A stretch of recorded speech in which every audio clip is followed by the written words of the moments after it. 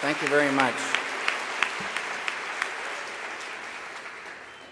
It's good to be here in Boston, and thank you very much for coming here tonight. Hi. Hi. Yeah, I teach film, I make films. I would like to know, I'm not a meditator. What does meditation, can you say anything about how meditation connects to your creative process or might help the creative process of my students or myself? Yes, I can. Will you? Yes, I will. Tonight's talk is consciousness, creativity, and the brain. And if you have a golf ball-sized consciousness, when you read a book, you'll have a golf ball-sized understanding. When you look out, a golf ball-sized awareness. And when you wake up in the morning, a golf ball-sized wakefulness. But if you could expand that consciousness, then you read the book, more understanding. You look out, more awareness. And when you wake up, more wakefulness. It's consciousness.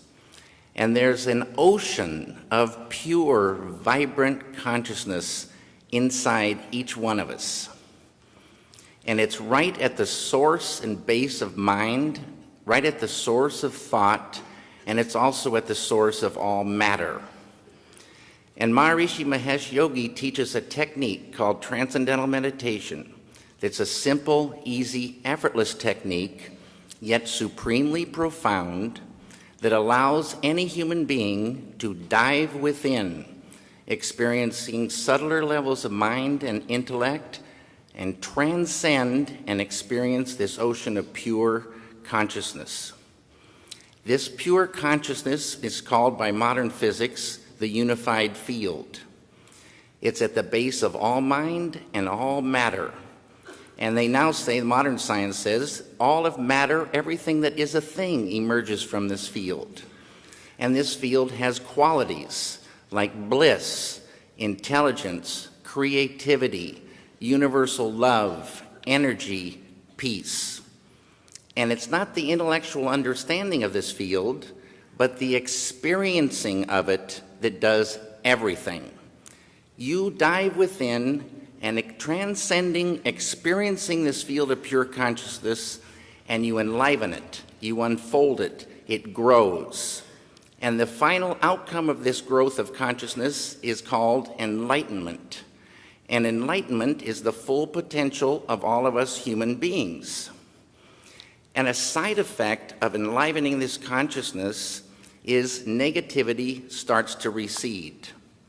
When I started meditating, I was filled with anxieties, filled with fears, kind of a depression and anger.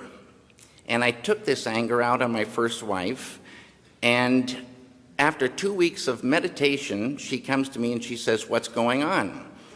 And I was quiet for a moment because it could have been any number of things she might have been referring to.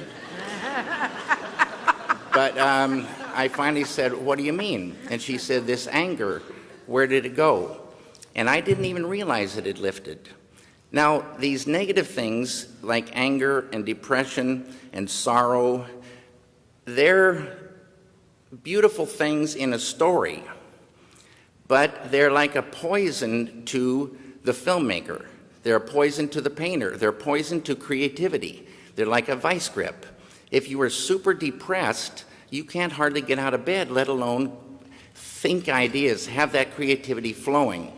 So it's money in the bank to get that beautiful consciousness growing, which is flowing creativity, the ability to catch ideas at a deeper level.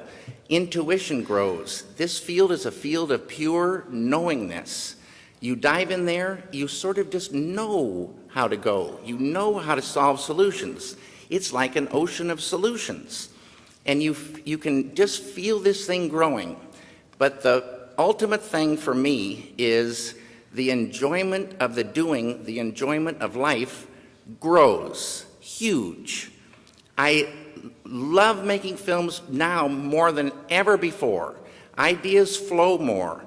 Everybody has more fun on the set. Creativity flows. There's no, people look like friends and not like enemies. It's a beautiful, beautiful thing, and it's us. In Vedic science, this field of pure consciousness is called Atma, the self of us all. At that level, as Dr. John Hagelin would tell you, at that level of life, we are all one. We're one. Diversity up here, unity down below. It's a great thing for the filmmaker. Thank you.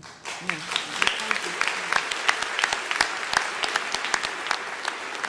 I would like to have a glass of water,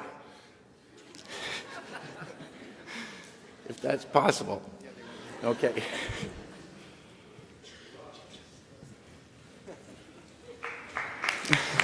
Hey, Jay, bless you, man. This is Jay, my friend and assistant.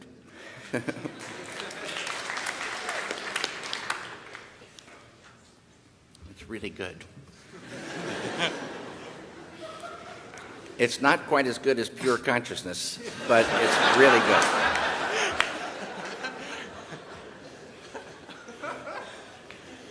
Hello. How you doing? Not bad. How are you? Good. Well, my name is Alex Harvey. I've been meditating for a while. I want to know if there was a moment where you realized the effect that pure consciousness had on your work. Right from the very beginning. And like I said, I might have been, I think I had so many anxieties and fears, and I felt those lifting. And bliss is a thing in this field, the unified field. Bliss, they say, is the sweetest nectar of life. Bliss is physical, emotional, mental, spiritual happiness. And you can vibrate with this bliss. And it's this happiness from within. They have a saying, true happiness isn't out there, true happiness lies within. And I always wondered, where is this within? And they don't say where it is, and then they don't even say how to get to it.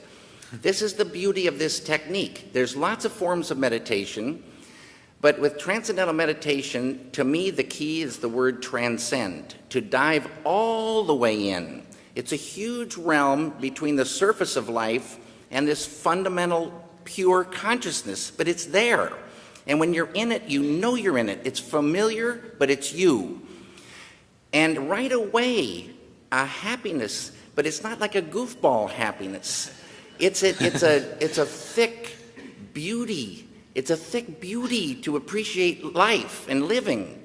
And why suffer? Suffering starts to go. And people say, well, you got to have anger. You got to have an edge, to create. You got to know about anger. You got to have energy. You got to have clarity to create. You got to be able to catch ideas. You got to be able to be strong enough to fight unbelievable pressure and stress and the whole thing in this world. That will lift, because this whole thing is tied to world peace, but it's going to be a better world, but it's still a very tough world. And this just gives you more and more and more ability to say, it just looks beautiful. It's way, way, way, way better. And this happened right away. Thank you. You bet.